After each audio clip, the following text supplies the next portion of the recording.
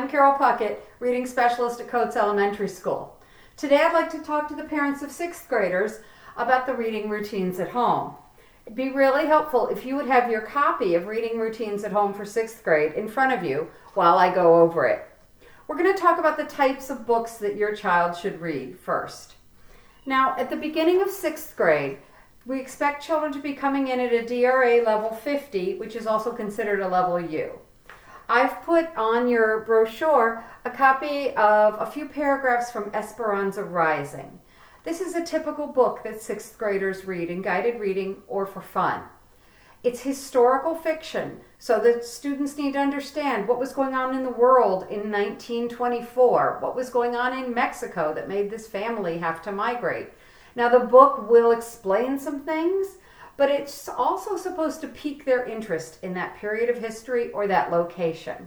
So we're getting into kind of deeper books in lower grades. They tend to have settings that are close to what they're used to here in Virginia.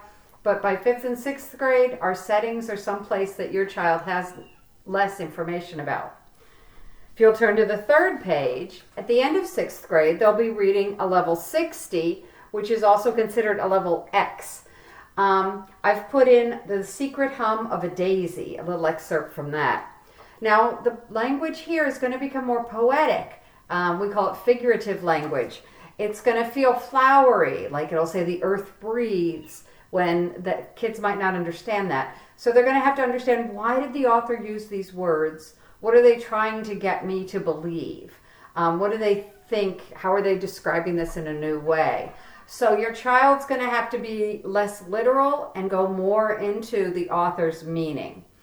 Now, also in 6th grade, our books get deeper. They're going to be dealing with concepts like death and divorce and the Depression, possibly the Holocaust, refugee issues.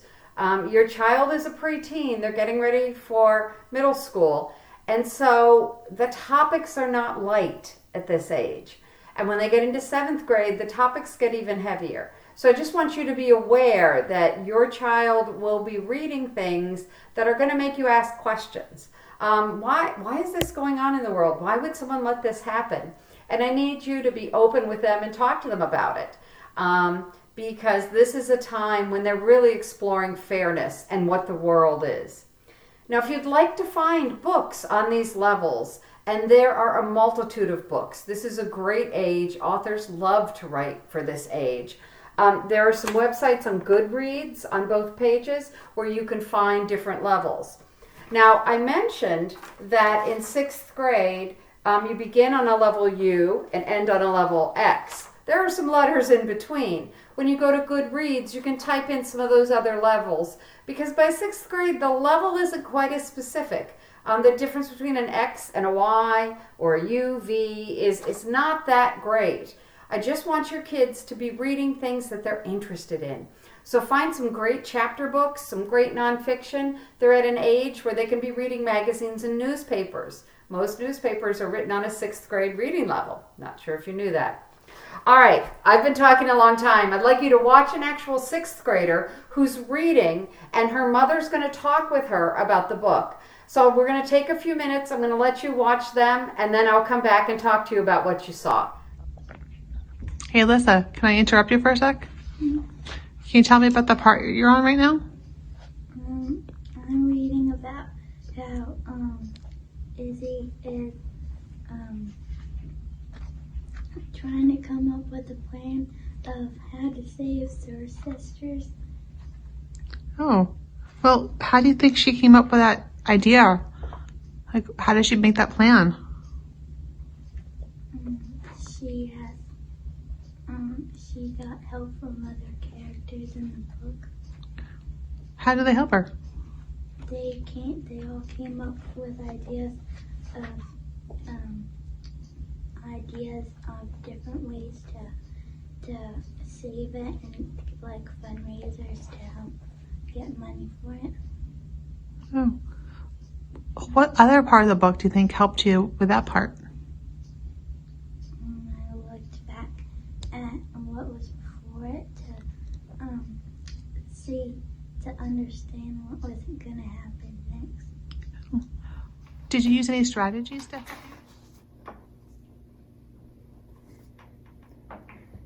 Hey, bud, can I check in with you about the book? Sure. All right. Still reading Hoot, right? Yeah. What's going on right now? So right now they're trying to find out the running boy's name Okay. and the purpose. Actually, they already found out what he's doing, so basically there's a brand new like pancake building that's trying to be built. Okay. But like there's like owls living on the like site, Yeah. and he's trying to save them. Owls? Yeah, owls. Okay. That's why it's called Hoot. Oh, really? Okay, got it.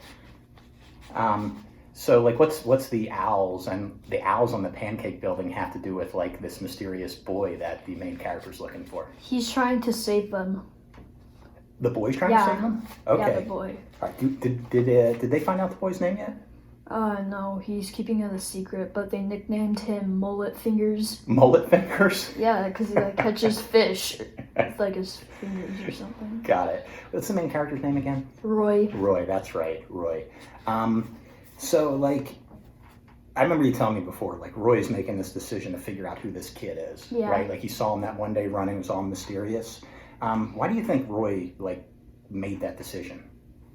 Because he's new to Florida and he's just kind of bored and he's looking for something to do. Like he doesn't have friends or anything. Got it. New in town, doesn't have friends. He saw Yeah. that go down. I gotcha.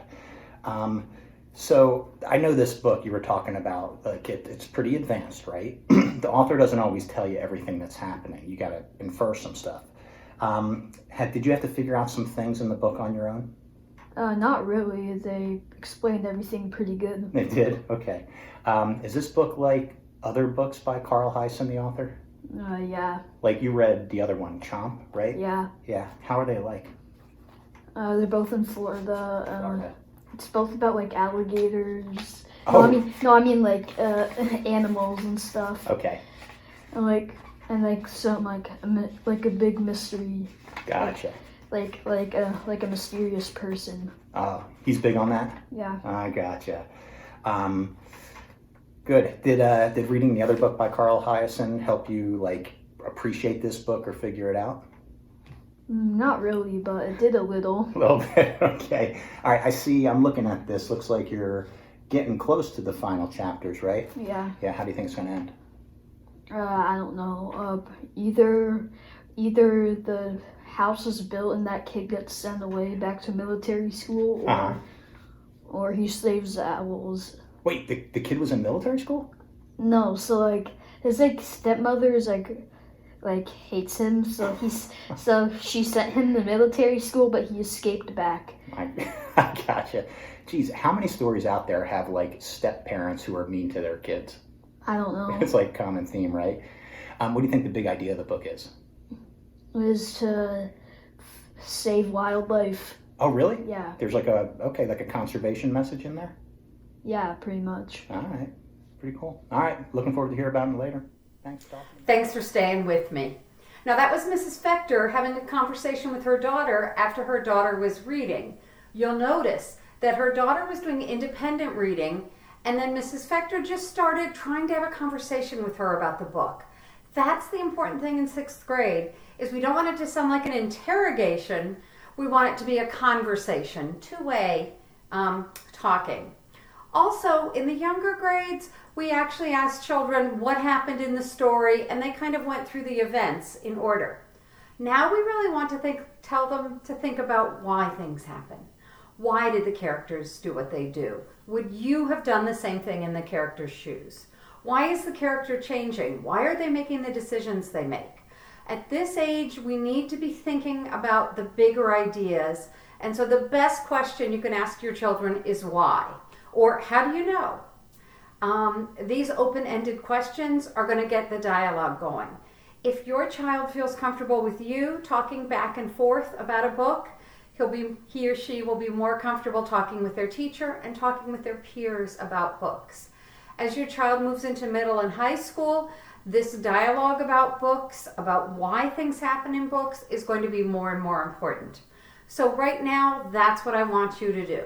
If you can't think of questions to ask your child that are open-ended, please look at the 4th page of our homeschool connection. And in the blue box, there are some sentence starters and some questions that you could ask your child.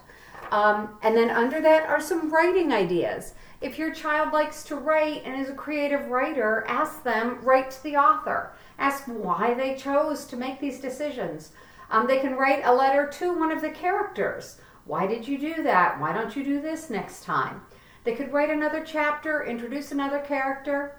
If your child likes writing nonfiction, have them read nonfiction and write about the important facts, or write a list of questions that this book didn't answer. Say, I wonder why this, and then have them look for those answers. Also at this age, if your child is a reluctant reader, just keep bringing different types of books home until you find one that your child wants to read.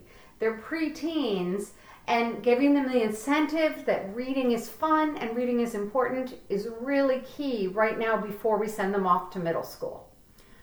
All right, I hope you've learned something today. I can't wait to see you and your child having a discussion about books, and I will see you again another day. That's all for now. Goodbye from Codes.